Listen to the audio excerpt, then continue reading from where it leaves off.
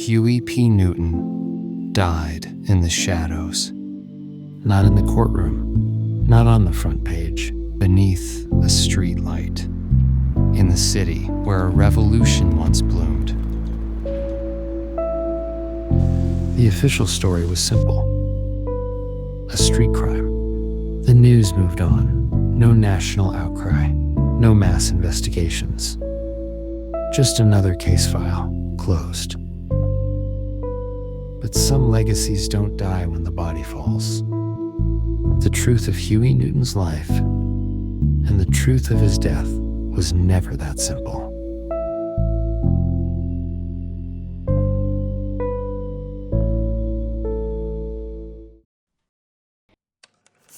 Born in Monroe, Louisiana in 1942. The youngest of 7. Black, brilliant, and bold. Raised in a time in a world that punished all three. He studied law not to practice it, but to decode how the system breaks people like us. At just 24, alongside Bobby Seale, he co-founded the Black Panther Party, not to start a war, but to tell the truth. Panthers were more than a symbol of defiance. They were an answer. Food, healthcare, education. Point by point, they demanded what America promised but never delivered. Freedom, dignity, an end to police brutality. And for that, they were labeled dangerous. Not because they were violent, but because they were organized. The Black Panther Party for Self-Defense is organized now throughout the nation. We are recognized internationally, and we advocate that all black people in America are taught what politics is all about and what our history is all about, so that we can have self-identity and we can know where our strength is. We will know our enemies and we'll know our friends. Huey Newton didn't just speak to poor black people, he spoke for them. He taught them that their suffering wasn't isolated, it was systemic. You can't patch over centuries of injustice with Band-Aid reforms. The problems were deeper than any single law. They were woven into the nation's very foundation. The Panthers didn't call themselves just a self-defense group. They were a vanguard. Their role was to awaken, to teach the people to liberate themselves, just as Castro's revolution wasn't just fought with bullets, but with belief. That the greatness of America is the right to protest for right. But the people have to stand up and demand. They have to understand that they have a right. They have a right to demand that these judicial procedures be carried out in the right manner. Newton wrote the Panthers Manifesto calling for black defense groups to patrol neighborhoods and protect citizens from what he called police brutality. But Newton took the Panthers outside of the neighborhoods. In one of the most daring demonstrations ever conceived, Newton had the Panthers carry weapons to the state assembly, protesting a gun control bill they claimed was aimed directly at them. We've always been nonviolent. We're advocates of the abolition of war. We do not want war, but war can only be abolished through war, and in order to get rid of the gun, sometimes it becomes necessary to take up the gun. 6 months later, Newton was in the news again, this time for an early morning shootout with an Oakland policeman who'd stopped Newton and a friend on a traffic check. The policeman died, Newton was wounded and charged with murder. They tried to write his life in court transcripts, one accusation layered on the next, building a case meant to collapse him. They said he was guilty, but the streets screamed a different verdict.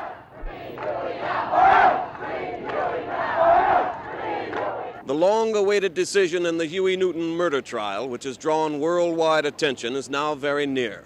The jury of 7 women and 5 men are deliberating the fate of the Black Panther leader, Huey Newton, who has made almost no show of emotion during the 8 weeks of trial, calmly awaits the decision of the jury. Police are suppressing, repressing the white revolutionaries as well as the blacks who speak of and who are attempting to attain liberation. The courts have only reflected the racist attitude of the general power structure, that I haven't received a fair trial, that I should not have been indicted in the first place. I am not standing for violence, but I do stand for self-defense.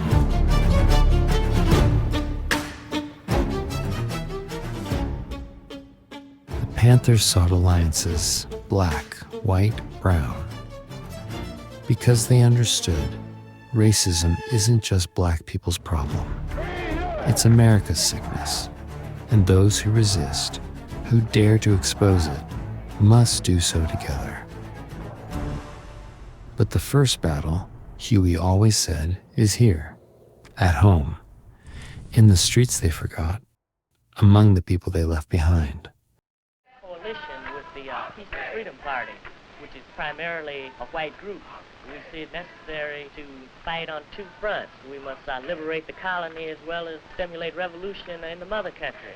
I think that the revolutionary students play a great part in saving America. If it were not for the white students, the Black Panther Party would react to the racism in the country and therefore respond with racism.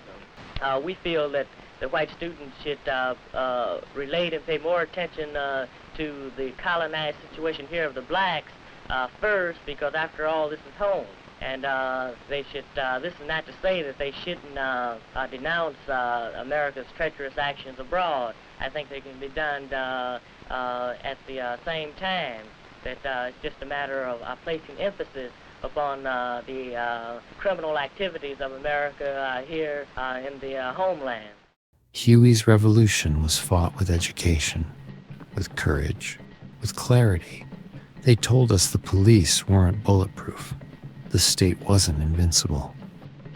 And that knowledge, that awareness, was the first real threat to power. My brother didn't have the faith of God, but faith wasn't the fuel. It was fire. From kitchen corners to courtroom steps, Huey Newton stood tall so others could stand too. The people have the right to demand that justice be just, to demand that trials be fair, and that dignity be non-negotiable. That is revolution. That is survival.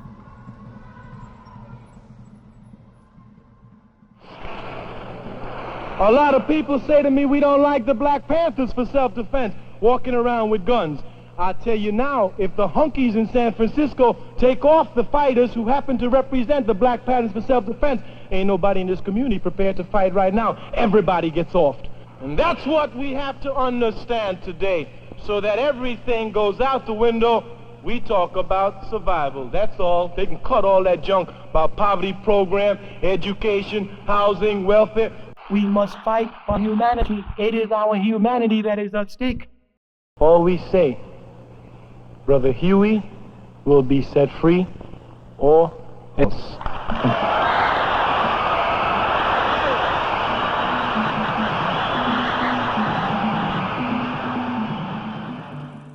The Black Panther platform was clear: freedom, employment, education, housing fit for human beings, an end to police terror, a justice system that saw them not as suspects, but as citizens.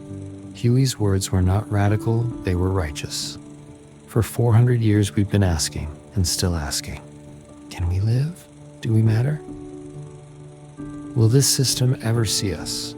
They called it revolution. But it was always just survival. They feared Huey because he dared to say, we reserve the right to defend ourselves.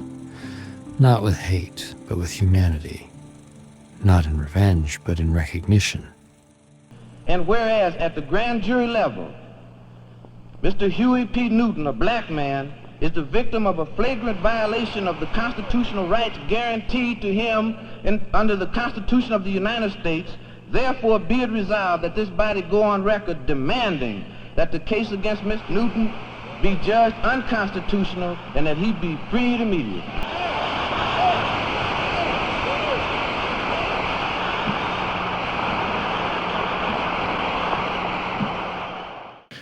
It is true that many of our leaders have been confined in the concentration camps here in America.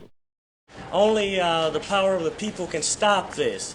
I know from experience that the people can transform society and can surely free political prisoners and prisoners of war.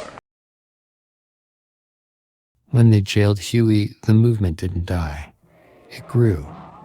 He became a symbol, not just in Oakland, but in Paris, in Havana, across the world. Because the truth of one man's fight resonated far beyond one city.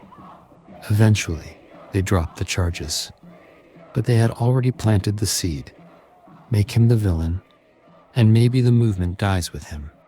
Huey was convicted in September of 1968 of voluntary manslaughter for the killing of Officer Frey, and was sentenced to 2 to 15 years in prison. However, in May of 1970, the California Appellate Court reversed the conviction and ordered a new trial. But after 2 subsequent trials both ended in hung juries, the district attorney announced he would not pursue a 4th trial.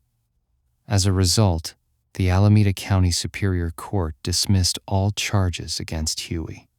This marked the beginning of the government's campaign to eradicate Huey Newton and the Black Panther Party. I have absolutely no power as an individual.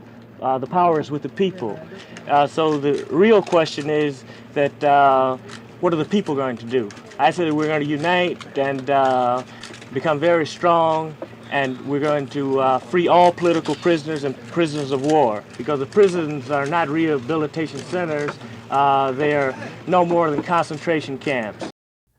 COINTELPRO was what they called it. Sabotage is what it was. They didn't just watch the Panthers. They broke them from the inside, turned comrades into suspects, spread lies like gasoline on embers.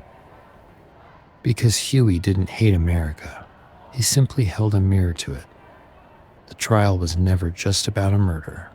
It was about a movement. And Huey wasn't the only one. Across state lines, the message was the same. Disrupt, discredit, destroy. In Chicago, they came for Fred Hampton, 21 years old, a coalition builder who unified communities. And why they want to get rid of me? Because I'm saying something that might wake up some other exploited people and some other oppressed people. And if all these people ever get together, then these pigs that are exploiting us, we'll be able to run them into the lake. That's why they want to get rid of us. He was drugged in his sleep, shot in his bed.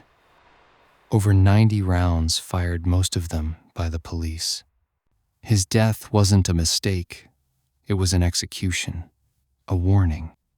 Because when revolution speaks too clearly, the system stops trying to silence it and starts erasing it. We always did, if you actually make a commitment at the age of 20, and you say, I don't want to make that commitment, only because of the simple reason that I'm too young to die, I want to live a little bit longer, what you did already. Huey said the courtroom was a stage, and the judge just another actor in a play designed to fail him. But even then, behind bars, he spoke of organizing, of hope, of community. He saw that real power doesn't live in individuals. It lives in the people. He ran for office not for position, but for principle. He went to the corners where hope had been evicted. He didn't preach politics from podiums. He whispered it in alleyways, because that's where the revolution lives. In September of 1971, President Richard Nixon had just announced his intention to visit the People's Republic of China, a symbolic thaw in Cold War tensions and U.S.-China relations. But Huey Newton made sure he got there first. Determined to build solidarity beyond borders, Huey boarded a plane to Beijing. It was a gesture of revolutionary unity between oppressed people across continents. When his plane touched down, he was welcomed as a revolutionary. Thousands of Chinese citizens lined the runways to greet him. What did Zhou Enlai tell you? Premier Zhou Enlai offered the solidarity of the Chinese people and support of the oppressed people of America. He offered solidarity with the Black Panther Party and also the prisoners, the political prisoners who are fighting for their freedom inside of prisons such as San Quentin and Attica. The visit marked the first time a leader of a Black American political organization was officially received by the Chinese government. Later, in his memoir, Revolutionary Suicide, Huey reflects, "I felt absolutely free among my fellow human beings." The experience confirmed a truth he had always believed, that oppressed people can be liberated if their leaders raise their consciousness, if they struggle without pause, if they never stop fighting the system that tries to break them. They came for him again in 1975, not with warrants, but with rumors. He spent much of his life fighting off other charges, including another for murder. He was accused of involvement in the death of Kathleen Smith, a 17-year-old sex worker from Oakland. There were claims she had been seen with Huey shortly before her murder, but there were no charges, no arrest, no trial, just suspicion and a name, Huey Newton, printed across headlines with no evidence to back it up. Atop the parking garage across from the jury room, the National Guard had positioned themselves, not as watchers, but as a silent threat, a command post built on tension, waiting for the first spark. All it would have taken was a single shot, and they would have lit the sky with gunfire. The people knew this for the reality that they might not walk away. They were prepared to give everything.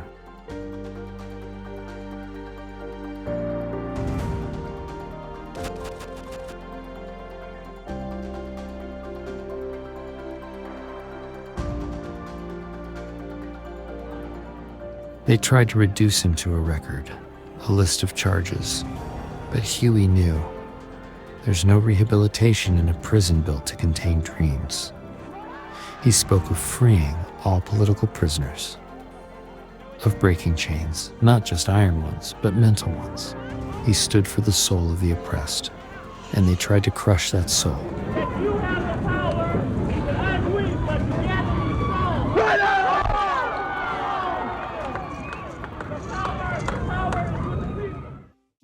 That same year, another case shook.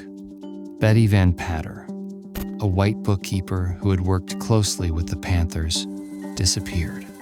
Weeks later, her body was discovered, badly beaten, dumped on a beach in San Francisco. Again, no formal charges were filed, no direct link established, but once again, the press drew the line back to Huey. Huey and his girlfriend, Gwen Fontaine, fled the country. They boarded a plane to Havana, Cuba. The Cuban government gave him refuge, a sanctuary from the charges stacking up back home. But peace didn't follow him there. His mind remained at war. Eventually, Huey returned to Oakland to stand trial, but the Oakland Huey returned to was no longer the city he once knew. After 2 deadlocked juries, no conviction came. He pursued a PhD, but the system that once feared him now exploited his stumbles. The Panthers had fragmented. The fight had shifted. The headlines no longer said leader. They said accused. They said addict. And many forgot the man who once made empires tremble. Huey P. Newton had become a contradiction. Still brilliant, still dangerous, but now alone. He formed the Black Panther Alumni Association, tried to reclaim the voice he once projected so powerfully.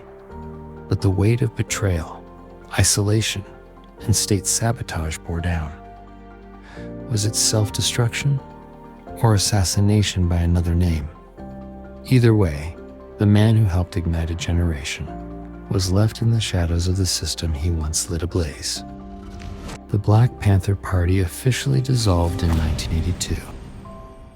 Its death was not sudden. It was a slow erosion.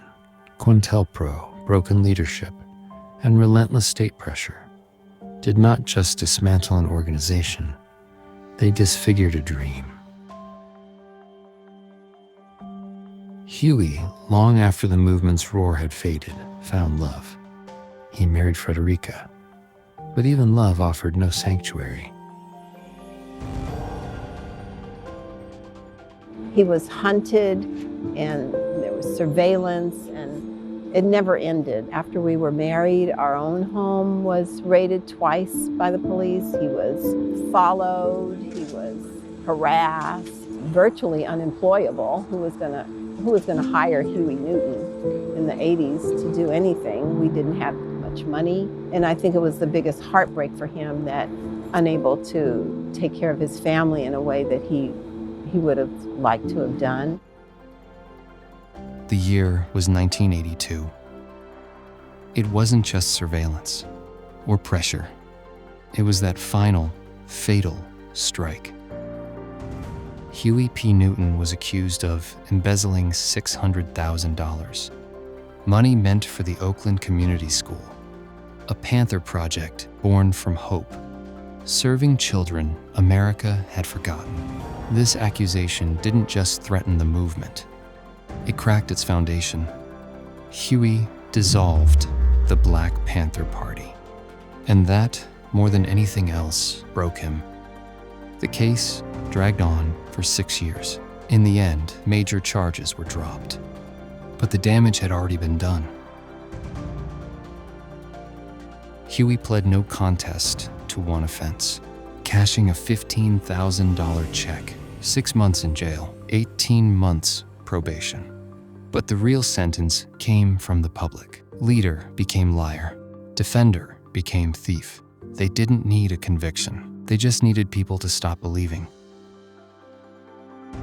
This final accusation didn't just bruise Huey's legacy, it bled it dry, not with facts, but with shadows.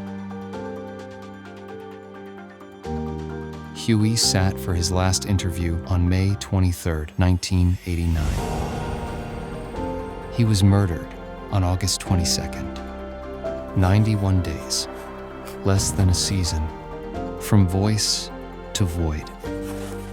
The man who once made empires tremble was gone before the summer could end.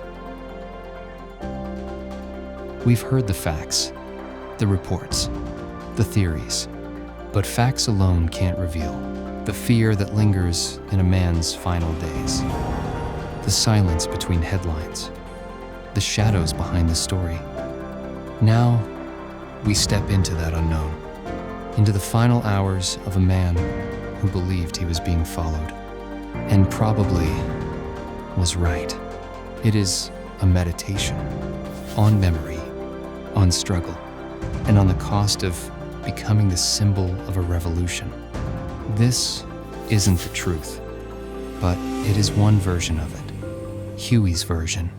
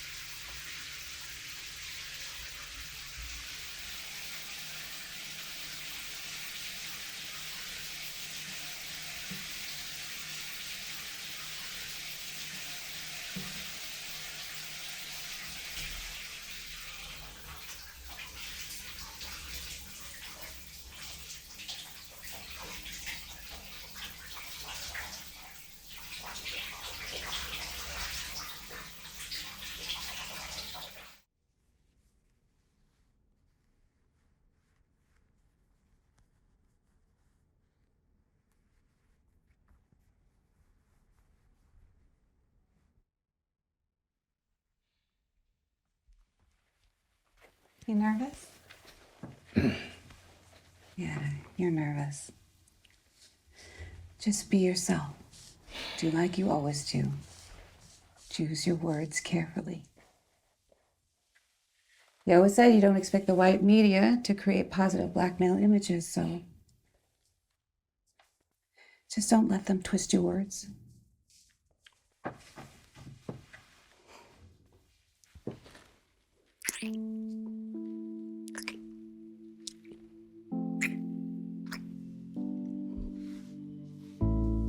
Hey, as soon as that movie deal goes through, I'm gonna be the man you need. You are my man. Everything I need. We can get through anything together, right?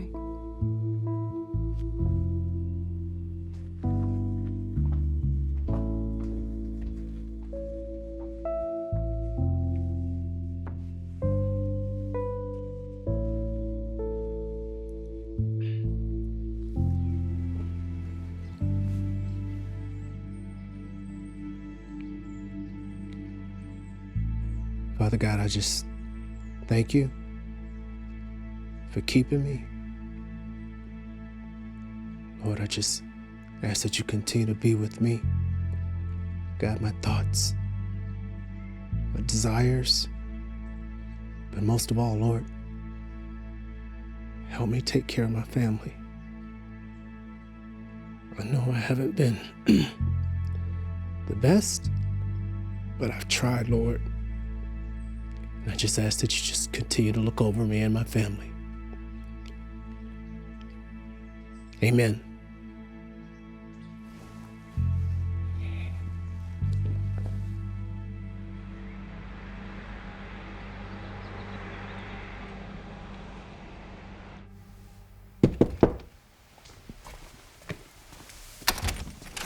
Dr. Newton, it's a pleasure to meet you. I'm a big fan of your work and your civic champion efforts. Thank you. Please.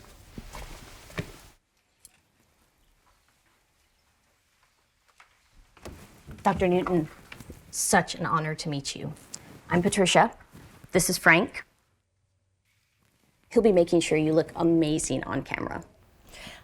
Once Stephen told us that you were willing to do an interview, we have been extremely excited ever since. So, you'll be seated over here.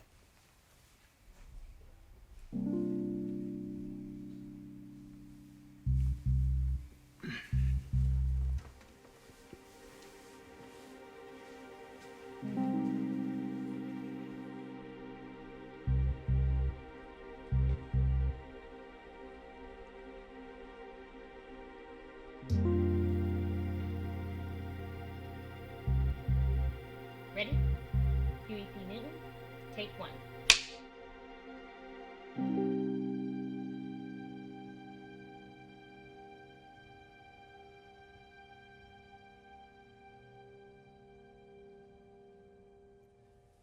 You co-founded the Black Panther Party in the late 1960s, and with it came the Black Power movement. 20 plus years later, do you think the Black community is now better or worse at reaching its goals of progress towards equality? Malcolm X said it best. He said, "I'll never say that progress is being made if you stick a knife in my back 9 inches and pull out 6. That's not progress. Even if you pull it out all the way, still not progress. The progress is healing the wound that the blow made.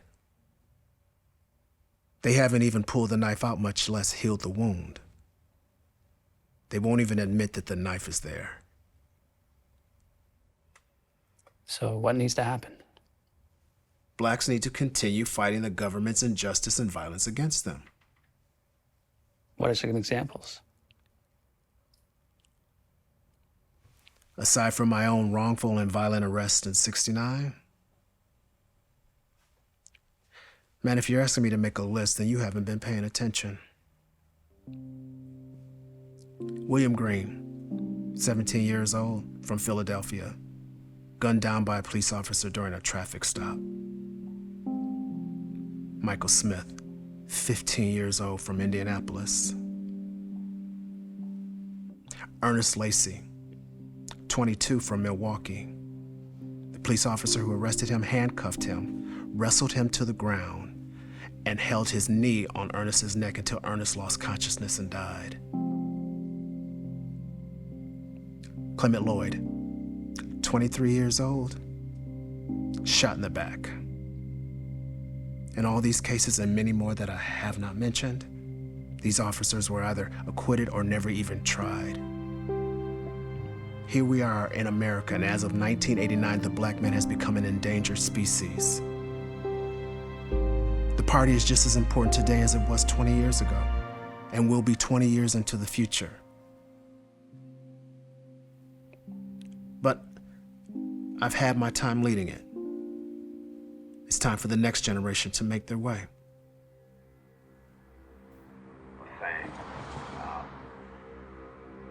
We have a totally different situation. What is this? I know many Americans as well as blacks think that Huey P. Newton giving an interview for what appears to be an independent documentary. Who are the producers? Just some indie filmmakers, trying to make a name for themselves in Hollywood. How long ago was this filmed? A little over 3 weeks ago. While we were telling Newton we saw them meet at a motel downtown, after a few minutes of small talk, this guy here started interviewing Newton. From the photos, we got an identification. His name is Stephen Partel. We got this copy from an assistant working at Partel's editing office. Newton has to be stopped. Freedom. Something that many black Americans do not get to enjoy, but many white Americans do get to enjoy. And without freedom, there is no power, which is what black people don't have, power, because we're not free.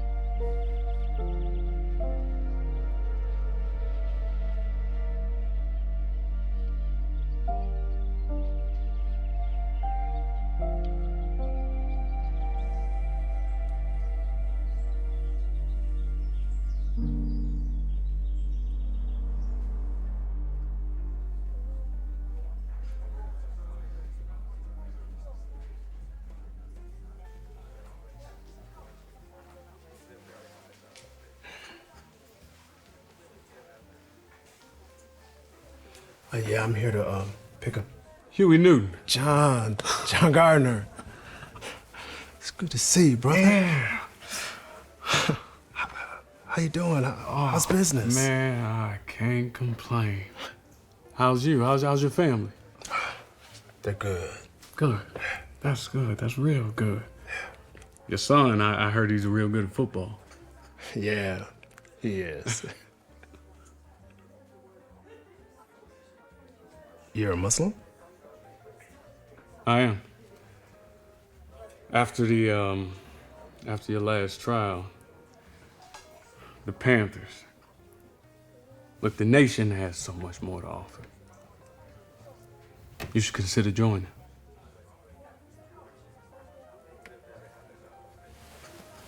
Ah. It's on the house, brother. No, brother. Give your wife my best.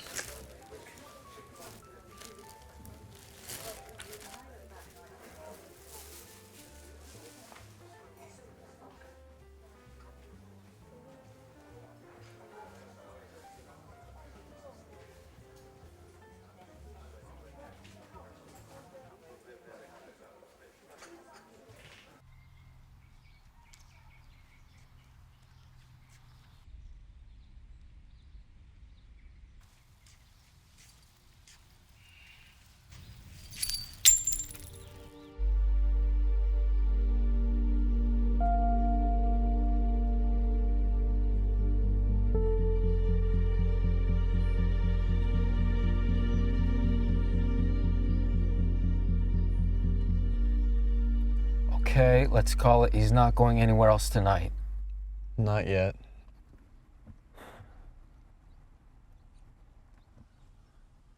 What was that Rhines was talking about? What do you mean? About getting what you need to close this case for good. Just a little something to get Newton where we want him. You know, you have an obsession with him. It's not an obsession. What do you call it then? Assurance. Of what? That the guy likes to take a puff here and there? Let me tell you something. The only assurance we have is that the guy's a crack addict. He's more than that.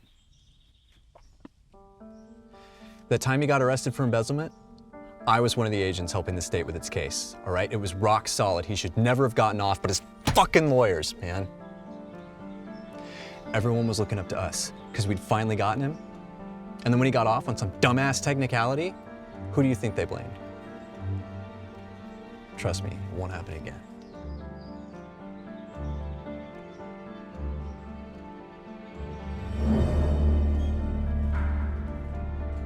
Clayton Shaw.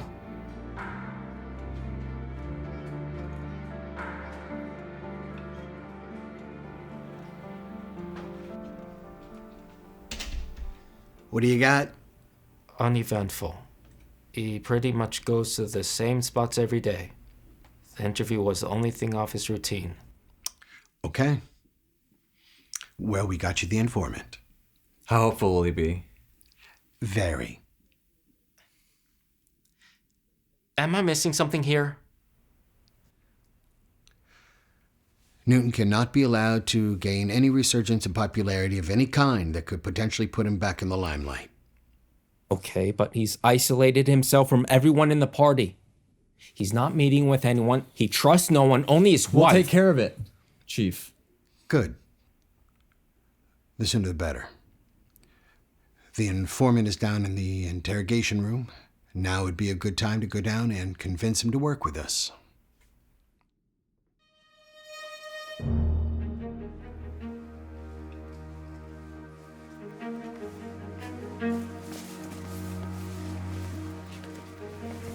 What the hell is going on? We're getting an informant to cooperate. The brass upstairs in Washington want this closed ASAP. But how's this informant gonna help? Look, I'm not about to risk everything for some bullshit setup over a man that might actually be innocent. He's not. Oh, how can he be so sure? Fuck that. What he wants is fucking anarchy. He has the ability to convince other porch monkeys that they have the ability to overthrow our government. So if you're not up for doing your fucking job to protect and serve from this fucking menace, then I suggest you fall out now and I'll personally recommend your reassignment to Ryan's. Otherwise, I suggest you follow me into this interrogation room so that we can convince this informant it's better for him to work for us than against us. So we can close out this fucking case once and for all.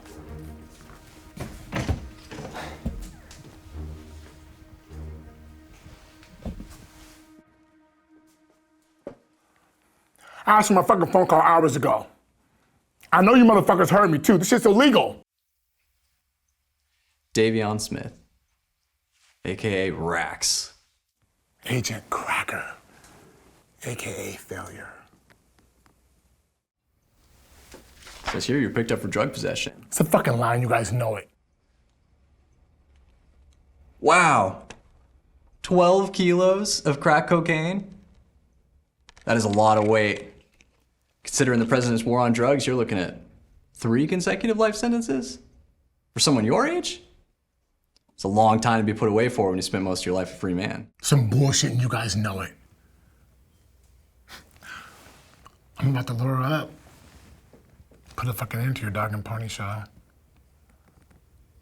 Yeah, y'all want something. And I'm not about to be your baby back bitch. Bitch. Maybe.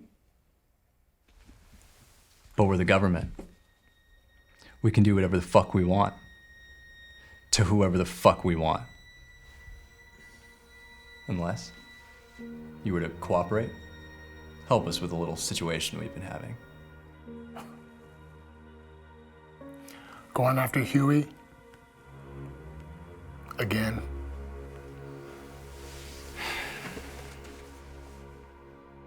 You got a baby girl, don't you? You're a smart guy, Rex. We'll even give you the option of picking a fall guy. So long as the job gets done.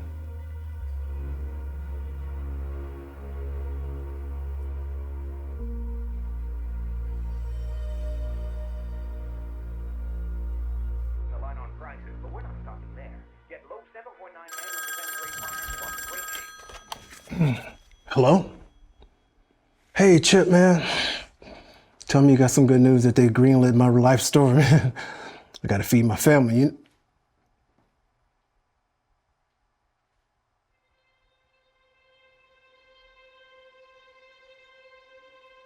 No, I'm still here.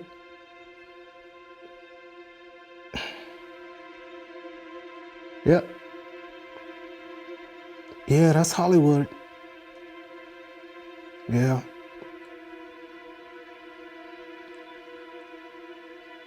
Win some, lose some.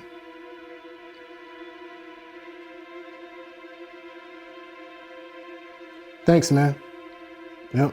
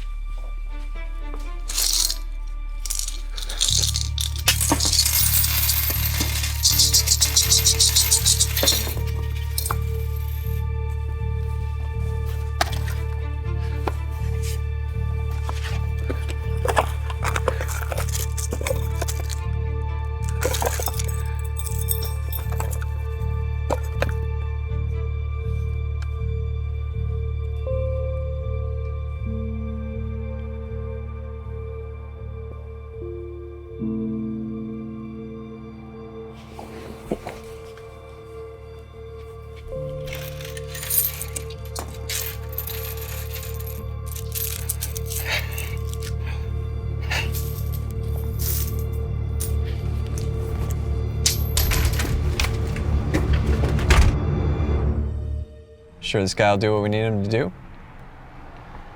Dude is sick and twisted as hell. Try to make a name for himself. He'll do it. Plus he knows where this nigga is. Crackers stay close to our suppliers. Just so you know, if shit goes sideways, I had nothing to do with it. And I ain't Huey. You come out to me and my family, it'll be a bloodbath. Promise? Just stay the fuck back and follow my lead.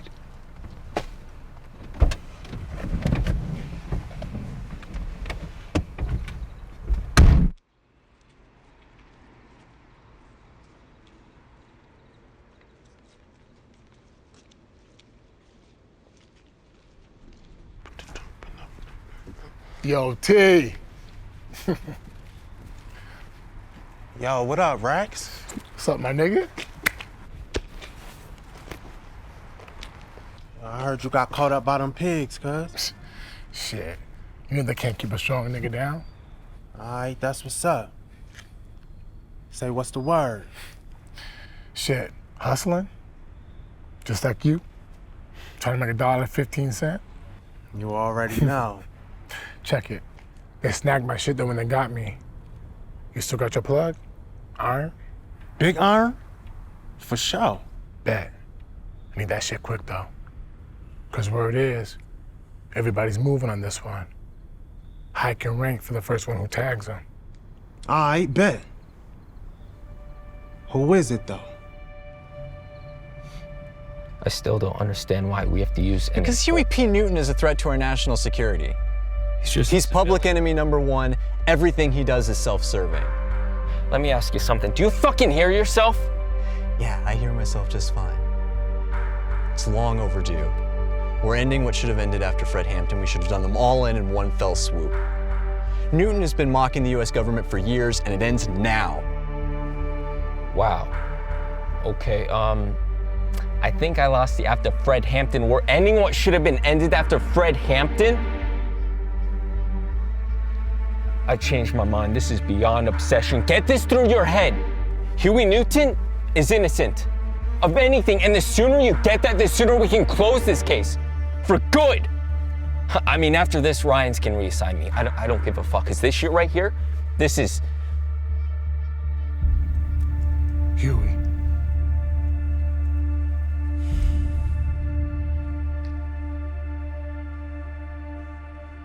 All right. I got you, OG. You good, nigga? I'm good. You let me know where you want me to be. I'll be there.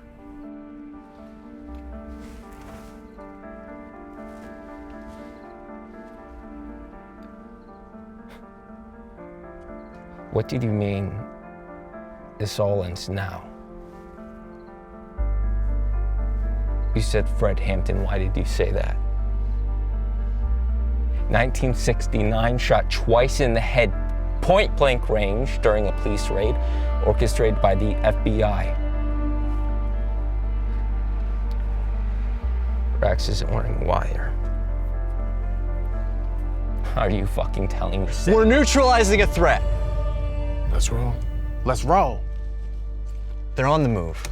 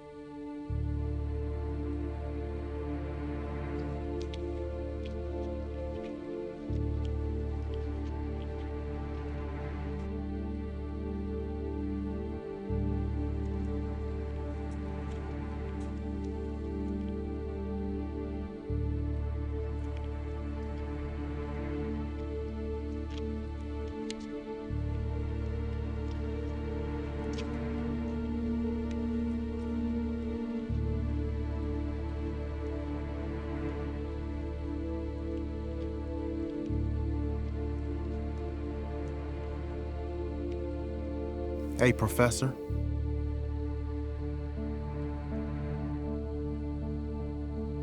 You got the money this time?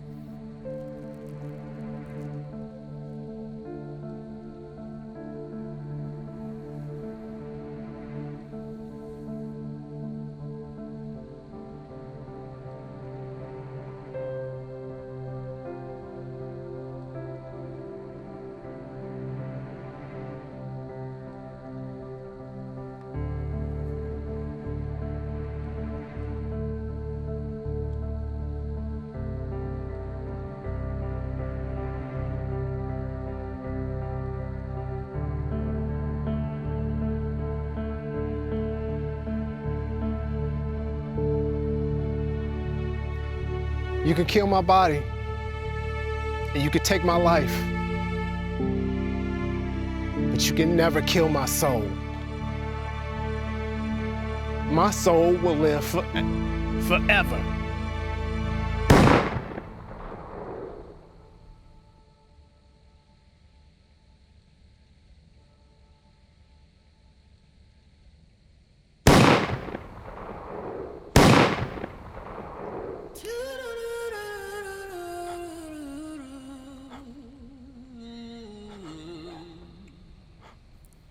Soon it will be done. Trouble of the world. Trouble of the world. trouble of the world. No more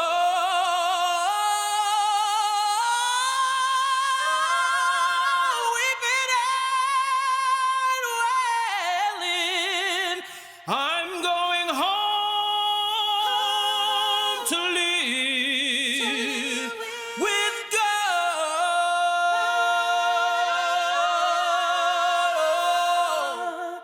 No more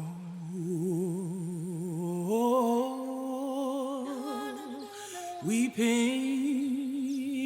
and wailing. No more weeping and wailing. No more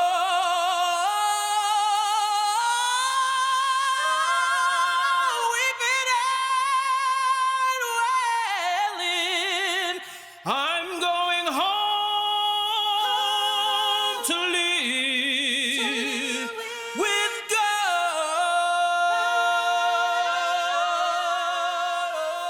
The power of the word stigmatized that fear image that they carried in the community. And we felt that to protect the community from the kind of brutality, transformation to civil rights and equality, and universally that some change had to come.